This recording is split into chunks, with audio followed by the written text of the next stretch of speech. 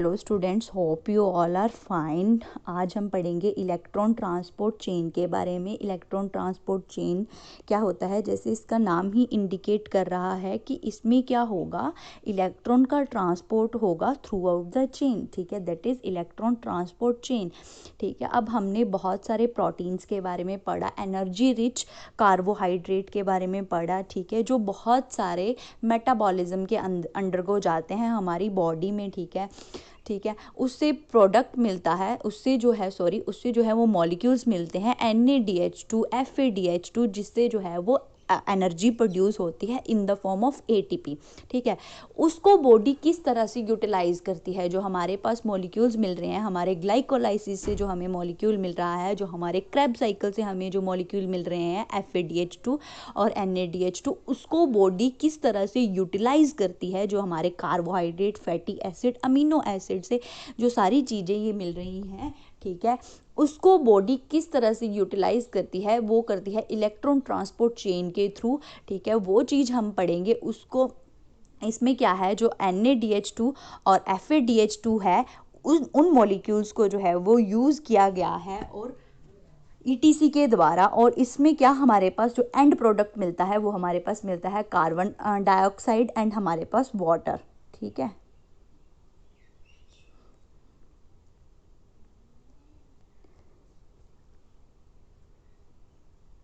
अब हमें एक चीज़ याद रखनी है, जो इलेक्ट्रॉन ट्रांसपोर्ट चेन है वो किसके बाद होगी, जब ग्लाइकोलाइसिस हो गया, जब क्रेब साइकिल हो गया, उसके बाद जो है वो ETC होता है। मैंने पहले बताया है, जो हमारा ग्लाइकोलाइसिस है वो भी in the presence of oxygen होता है। जो हमारा वो in the presence of oxygen भी हो सकता है, in the absence of oxygen भी हो सकता है, लेकिन जो हमारा क्रेब साइकिल है वो in the presence of oxygen होता है। अब जो glycolysis in the presence of oxygen हो रहा है, उससे जो नेट गेन मिल रहा है हमें ATP का, जो उससे 2 ATP मिल रहे हैं। जो Krebs cycle in the presence of oxygen हो रहा है, उससे जो हमें 2 ATP मिल रहे हैं, उसके बाद जो ये साइकिल चेन है वो स्टार्ट होती है। जो इलेक्ट्रॉन ट्रांसपोर्ट चेन है वो उसके बाद होता है। ठीक है, इसको हम बायोलॉजिकल ऑक्सीडेशन भी बोलते हैं। जो हमारा इलेक्ट्रॉन ट्रांसपोर्ट चेन है, इसको हम बायोलॉजिकल ऑक्सीडेशन भी बोलते हैं। ये जो साइकिल है वो बायोलॉजिकल ऑक्सीडेशन के अंदर भी आता है। ठीक है, अब इलेक्ट्रॉन ट्रांसपोर्ट चेन में क्या होगा, जो क्लस्टर ऑफ प्रोटीन प्रेजेंट हैं माइटोकॉन्ड्रियल इनर मेम्ब्रेन में। ठीक है, ये कहाँ पे हो रहा है, ये जो इलेक्ट्रॉन ट्रांसपोर्ट चेन है ये हो रहा है हमारे माइटोकॉन्ड्रियल की इनर मेम्ब्रेन के अंदर। ठीक है, ये जो है यहाँ से हमें जो है इलेक्ट्रॉन को ट्रांसफ़र करना है, ट्रांसपोर्ट करना है in the form of ATP। किन मॉलिक्यूल्स को यूटिलाइज करके, NADH2 को यूटिलाइज करके और FADH2 को यूटिलाइज करके, जो हमें ग्लाइकोलाइसिस से और हमें क्रेब साइकिल से मिल रहे हैं। ठीक है, अब हमें जो है वो जान लेते हैं कि कितने हमें ग्लाइकोलाइसिस से मिलते हैं और कितने क्रेब साइकिल से मिलते हैं। ठीक है, वो चीज़ हमने पहले पढ़ चुके हैं प्रीवियस लेक्चर में कि ग्लाइकोलाइसिस से हमें 2 NADH ऑफ मॉलिक्यूल मिलते हैं और हमें क्रेब साइकिल से 8 NADH मिलते हैं और हमें 2 FADH2 के मॉलिक्यूल मिलते हैं। अब ये जो मॉलिक्यूल हमें मिले, इतना उस टाइम मैंने आपको बोला था कि ये जो मॉलिक्यूल हैं ये प्रोड्यूस करते हैं energy in the form of ATP। How, कैसे प्रोड्यूस करते हैं ये in the form of ATP, ये करते हैं through oxidative phosphorylation. Oxidative phosphorylation क्या है, आपकी ETC है। ठीक है, in the presence of oxygen, और आपका वहाँ पे फॉस्फोराइलेशन हो रही है थ्रू ETC। ये जो है मॉलिक्यूल्स जो हैं वो यूज़ किए जाते हैं। ठीक है, अब जो इलेक्ट्रॉन ट्रांसपोर्ट चेन है, ये चेन जो है वो किस तरह से बनती है। ठीक है, ये 4 कॉम्प्लेक्स को लेके बनती है। ठीक है, कई बुक्स में जो है वो 5th कॉम्प्लेक्स भी दिया गया है, उसको 5वां कॉम्प्लेक्स भी बोलते हैं, इसलिए ये जो है वो मेनली 4 कॉम्प्लेक्स को मिलकर बनती है। एक इसमें 5th वन भी इन्वॉल्व रहता है। जो 5th वन है वो in the presence of oxygen, जो 5th वन स्टेप है वो आपका in the presence of oxygen होगा। ठीक है, ये क्या है, 4 कॉम्प्लेक्स को मिलकर बनता है आपका कॉम्प्लेक्स 1। Complex 2, complex 3, complex 4। आपका जो ये 4 तरह के कॉम्प्लेक्स हैं, ठीक है, इनमें वेरियस मॉलिक्यूल्स जो हैं वो इन्वॉल्व रहते हैं ईटीसी के अंदर। वो कौन कौन से हैं? जो ईटीसी के अंदर बहुत सारे मॉलिक्यूल्स जो हैं वो इन्वॉल्व रहते हैं, वो कौन कौन से हैं? नंबर 1 है आपका FMN, उसको हम क्या बोलते हैं? फ्लेबोप्रोटीन भी बोलते हैं। नंबर 2 है आपका FES, उसको हम आयरन सल्फर प्रोटीन भी बोलते हैं। नंबर 3 है आपका यूवी क्यूनॉन। यूवी क्यूनॉन इज ए को एंजाइम जिसका मेजर रोल रहता है हमारे ईटीसी में। उसके बाद है specific enzyme of cytochrome site CBA and A3, ठीक है। ये वेरियस मॉलिक्यूल्स हैं जो ईटीसी के अंदर जो हैं वो इन्वॉल्व रहते हैं, ठीक है। अब ये जो 4 कॉम्प्लेक्स अरेंज किए गए हैं, ठीक है, उसमें किस तरह से पूरा मैकेनिज्म होता है, किस तरह से इलेक्ट्रॉन का ट्रांसफ़र होता है, वो सारी चीज़ पढ़ लेते हैं। अब मैंने आपको बोला कि ग्लाइकोलाइसिस से और क्रेब्स साइकिल से जो मॉलिक्यूल्स हमें मिले हैं NADH के और FADH के, उसको हमने क्या करना है? यूटिलाइज करना है in electron transport chain. How? Complex 1 में क्या होता है? आपका NADH के जो मॉलिक्यूल है उसको यूज़ किया जाता है in the presence of molecule FMN। जो FMN है, ठीक है, वो जो है वो एक्टिव होता है और जो इलेक्ट्रॉन है वो पास होता है FES, ठीक है। जो हमारा FMN है, जो FMN है वो यूटिलाइज करता है हमारे NADH के एक मॉलिक्यूल को, और वहाँ पे हमें जो है वो 1 ATP जो है वो मिलता है, ठीक है। कितना ATP मिलता है? 1 ATP जो है मिलता है।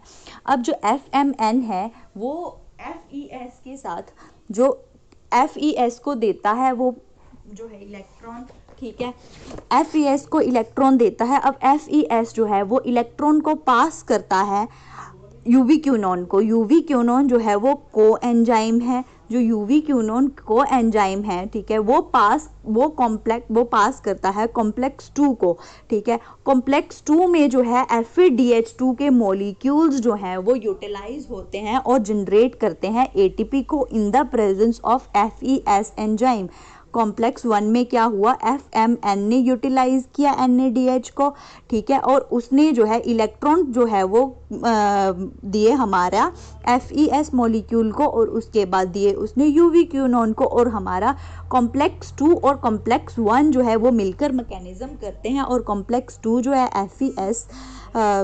FES मॉलिक्यूल की प्रेजेंस में FADH2 के मॉलिक्यूल को यूज़ करता है और हमें यूटिलाइज करता है और ATP को जनरेट करता है, और वो भी क्या करता है? यूवी क्यूनॉन को जो है वो इलेक्ट्रॉन ट्रांसफ़र करता है, ट्रांसपोर्ट करता है। उसके बाद जो को एंजाइम है हमारा यूवी क्यूनॉन, उसके बाद जाता है स्टेप हमारा कॉम्प्लेक्स 3 में, ठीक है। कॉम्प्लेक्स 3 में in the presence of cytochrome C reductase enzyme, ठीक है, वो कैरी करता है इलेक्ट्रॉन को। उसके बाद वहाँ पे प्रेजेंट होता है FES आयरन सल्फर प्रोटीन, वो कैरी करता है प्रोटीन को। आफ्टर देन उसके बाद एक साइटोक्रोम C1 होता है, वो कैरी करता है प्रोटीन को। कॉम्प्लेक्स 3 में 3 मॉलिक्यूल्स होते हैं, साइटोक्रोम B, साइटोक्रोम C1, बीच में होता है आयरन सल्फर प्रोटीन जो कैरी करते हैं इलेक्ट्रॉन्स को। After then next to next ये प्रोसेस जो है वो चलती रहती है। उसके बाद कॉम्प्लेक्स 4 में जाती है ये चीज़, और कॉम्प्लेक्स 4 में जब जाती है तो बीच में ये साइटोक्रोम C जो है वो प्रेजेंट होता है। With the help of cytochrome C enzyme जो है प्रोसेस आगे इन होती है, और साइटोक्रोम C कैरी करता है जब प्रोटीन को। उसके बाद ये कॉम्प्लेक्स 4 में जाती है, और कॉम्प्लेक्स 4 में जाके जो है साइटोक्रोम A ने जब कैरी किया प्रोटीन को, उसके बाद साइटोक्रोम A3 को दिया। अब देखो बच्चे क्या होता है कि ये जो चेन है वो नेक्स्ट टू नेक्स्ट चलती रहती है, कैरी करती रहती है प्रोटीन को, और जो FADH2 का और NADH का जो मॉलिक्यूल है वो कॉम्प्लेक्स 1 और कॉम्प्लेक्स 2 में वहाँ पे यूटिलाइज होके ATP को जो है वो जनरेट करता है इन आपका first complex 1 and in complex 2। और हमारा जो लास्ट वाला कॉम्प्लेक्स है हमारा कॉम्प्लेक्स 4, वहाँ पे भी ATP जो है वो जनरेट होते हैं। वहाँ पे जो है वो दोनों मॉलिक्यूल हमारे NADH एंड FADH बोथ जो है वो यूज़ किए जाते हैं, ठीक है।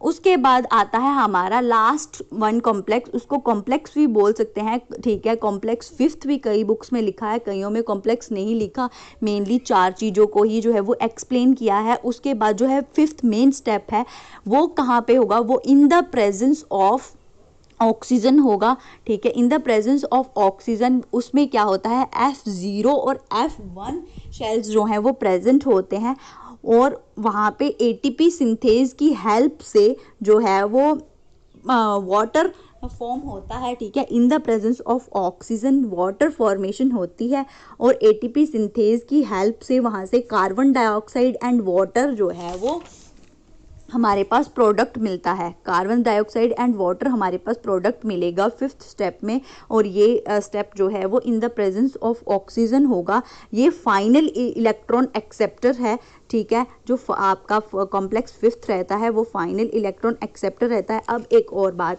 जो ये सारा इलेक्ट्रॉन कैरियर प्रोटीन जो चल रहा है, सारी प्रोसेस जो चल रही है कैरी करने की प्रोटीन को, ठीक है, एक चीज़ से दूसरी चीज़ पे, ठीक है, जो मॉलिक्यूल्स को कैरी कर रही है। अब ये जैसे जैसे आगे नेक्स्ट टू नेक्स्ट चलते जाएंगे 1 2 3 ये मोर इलेक्ट्रोनेगेटिव होते जाएंगे, ठीक है। जो एवरी टाइम ऑफ इलेक्ट्रॉन जो आगे चलता जा रहा है उसकी एनर्जी जो है वो, उसकी एनर्जी जो है ज़्यादा यूटिलाइज हो रही है ATP को जनरेट करने की। मतलब कि कॉम्प्लेक्स 1 में क्या होगा, ज़्यादा ATP जनरेट होंगे, कॉम्प्लेक्स 2 में क्या होगा, कम ATP जनरेट होंगे, कॉम्प्लेक्स 3 में जो होगा बहुत कम होंगे, कॉम्प्लेक्स 4 में क्या होगा, बहुत कम होंगे। जैसे जैसे आगे बढ़ते जाएंगे इलेक्ट्रोनेगेटिव एलिमेंट्स जो है वो बनते जाएंगे और ATP जो है यूटिलाइज जो है वो कम होएंगे, ठीक है। उसके बाद अब हर स्टेप पे क्या हो रहा है, हर step each step of ETC में क्या हो रहा है, रिडॉक्स रिएक्शन हो रही है। रिडॉक्स रिएक्शन मतलब ऑक्सीडेशन हो रही है और साथ में क्या हो रहा है, रिडक्शन हो रही है। अगर ऑक्सीडेशन एंड रिडक्शन हो रही है तभी तो इलेक्ट्रॉन जो है वो बन रहे हैं, ठीक है। इसमें क्या हो रहा है, ऑक्सीडेशन हो रही है एंड रिडक्शन हो रही है हमारे ETC में। उसके बाद है ETC ख़त्म, ठीक है। इलेक्ट्रॉन ट्रांसपोर्ट चेन आपको समझ में आ गया, ठीक है। इलेक्ट्रॉन ट्रांसपोर्ट चेन में क्या रहता है, NADH2 और FADH2 के मॉलिक्यूल्स जो हैं वो यूज़ किए जाते हैं और ये एक चेन रहती है कॉम्प्लेक्स 1 2 3 एंड 4 और 5th के बीच में, ठीक है। और एंड प्रोडक्ट हमें क्या मिलता है, कार्बन डाइऑक्साइड एंड वाटर मिलता है। और इसमें क्या हो रहा है, इसमें एक मेन रोल है हमारे कोएंजाइम का, दैट इज़ यूबीक्विनोन, ठीक है। ये सारा था हमारा ETC, ओके। अब हम आगे पढ़ेंगे कि ETC के कौन कौन से इनहिबिटर्स रहते हैं। नेक्स्ट टॉपिक है आपका inhibitors of electron transport pathway, ठीक है। ये 4 तरह के रहते हैं। अब inhibitors of electron transport chain, number 1, number 2 inhibitors of oxidative phosphorylation, number 3 uncouplers of oxidative phosphorylation, number 4 आपके आइनोफोर्स। नंबर 1 इनहिबिटर से हम क्या समझते हैं, जो हमारा इलेक्ट्रॉन ट्रांसपोर्ट चेन जो सारा पाथवे हो रहा है, ठीक है, उसको इनहिबिट करना, ठीक है। मैंने आपको ये चीज़ पहले ही बताई थी कि बॉडी जो है वो काम तभी करती है जब कोई चीज़ न्यूट्रल चल रही हो। ऐसा नहीं है कि बहुत कम हो जाए या बहुत हाई हो जाए, अगर ज़्यादा हो जाएगा तब भी प्रॉब्लम हो जाएगी, अगर कम हो जाएगा तब भी प्रॉब्लम हो जाएगी। तो यहाँ पे क्या हो रहा है, इनहिबिशन, ठीक है। जो इलेक्ट्रॉन ट्रांसपोर्ट चेन हो रही है उस कौन कौन से अदर कंपाउंड्स हैं या हमारी बॉडी में कौन से ऐसे मॉलिक्यूल्स हैं जो इनहिबिट करते हैं ETC को, जो कम करते हैं, जो रोकथाम करते हैं हमारे ETC चेन को, वो चीज़ हम डिस्कस करेंगे, ठीक है। सबसे 4 चीज़ें मैंने आपको बताई, इलेक्ट्रॉन ट्रांसपोर्ट चेन को इनहिबिट करना। सेकेंड चीज़ मैंने आपको बताई ऑक्सीडेटिव फॉस्फोराइलेशन को इनहिबिट करना। थर्ड मैंने आपको बताया uncouplers of oxidative phosphorylation and fourth one is ionophores, ठीक है। Number 1 inhibitors of electron transport chain. अब जो चेन है complex 1, complex 2, 3, 4 and 5th one, उसमें उन पे कहीं कॉम्प्लेक्स 1 पे या कॉम्प्लेक्स 2 पे वहाँ पे इनहिबिशन होना। तो कौन कौन सी चीज़ें हैं जो कॉम्प्लेक्स 1, कॉम्प्लेक्स 2, 3, 4 को जो है वो इनहिबिट करती हैं, ठीक है। नंबर 1 पढ़ लेते हैं हम, इनहिबिटर्स ऑफ ईटीसी जो कॉम्प्लेक्स 1, 2, 3, 4, 5 को इनहिबिट करते हैं, ठीक है। अब जो इनहिबिटर ऑफ कॉम्प्लेक्स 1 रहते हैं वो रहते हैं, नंबर 1 हमारा रहता है इंसेक्टिसाइड्स एंड फिश पॉइजन रहता है, रोटिनोनॉन, ठीक है। उसके बाद हमारी सेकेंड ड्रग रहती है एमोबार्बिटॉल, ठीक है। हमारे जो बार्बिट्यूरेट्स हैं वो कॉम्प्लेक्स 1 को इनहिबिट करते हैं। नंबर 3 रहती है हमारी पायरिसिडिन ए, कौन सी ड्रग, पायरिसिडिन ए। और हमारा जो कॉम्प्लेक्स 2 है उसको इनहिबिटर्स करने के लिए कौन कौन सी ड्रग्स हैं, हमारा कार्बोक्सिन उसको इनहिबिट करता है, मालोनेट कम्पिटिटिव इनहिबिटर है हमारा, ससिनेट डिहाइड्रोजिनेज जो ऑक्सीडेशन हो रही है डिहाइड्रोजिनेज के द्वारा उसको इनहिबिट करता है।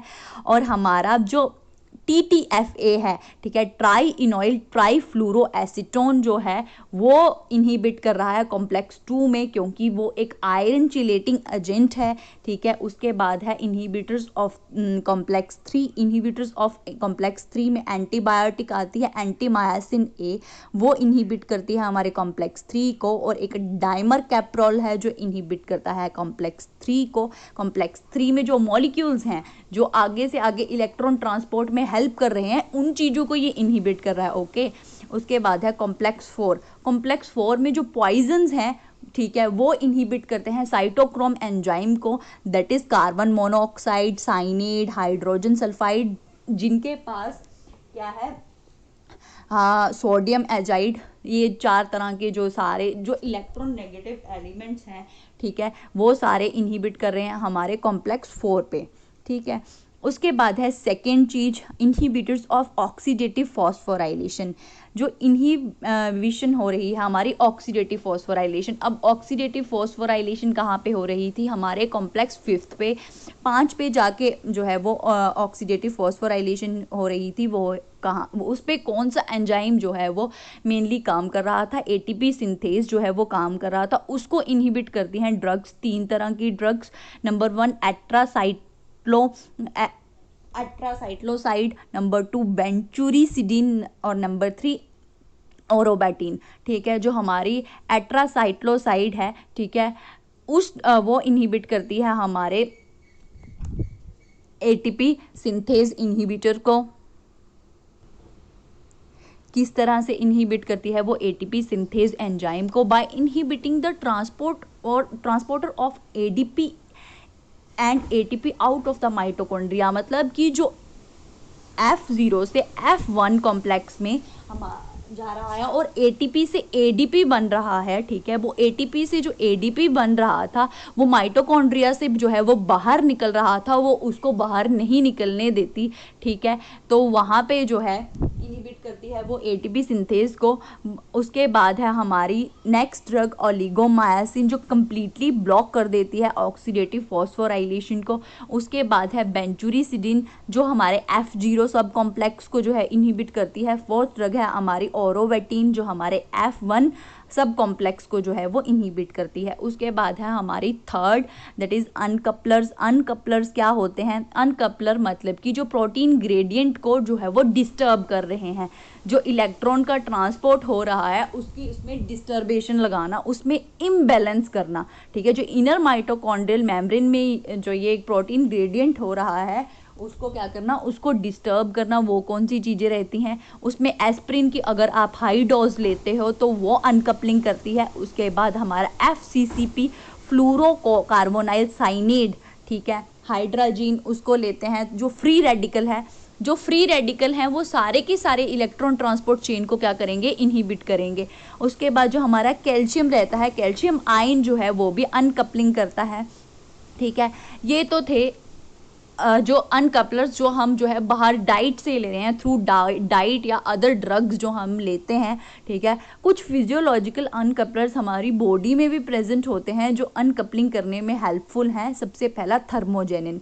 थर्मोजेनिन को अनकपलिंग प्रोटीन भी बोला जाता है। जो थर्मोजेनिन होता है वो बॉडी में क्या करता है, हीट प्रोडक्शन का काम करता है। अगर वो बॉडी में हीट प्रोडक्शन का काम करेगा तो ऑटोमेटिकली क्या करेगा, वो इलेक्ट्रॉन्स को अनकपलिंग करेगा, उनकी ट्रांसपोर्टेशन को क्या करेगा, इनहिबिट करेगा। उसके बाद है हमारा सेकेंड थायरॉक्सिन, ठीक है। नंबर 3 हमारा long chain free fatty acid, और नंबर 4 है अनकंजुगेटेड बिलिरुबिन, ठीक है।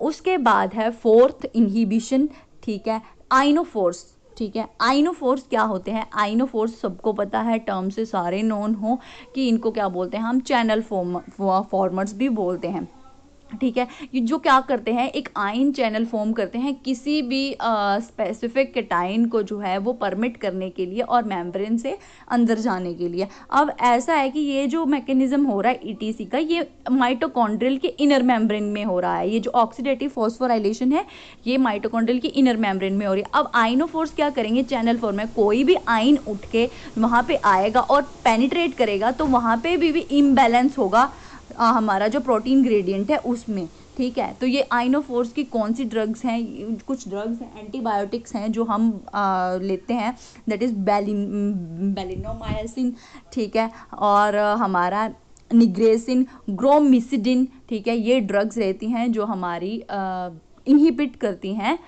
ईटीसी को। उसके बाद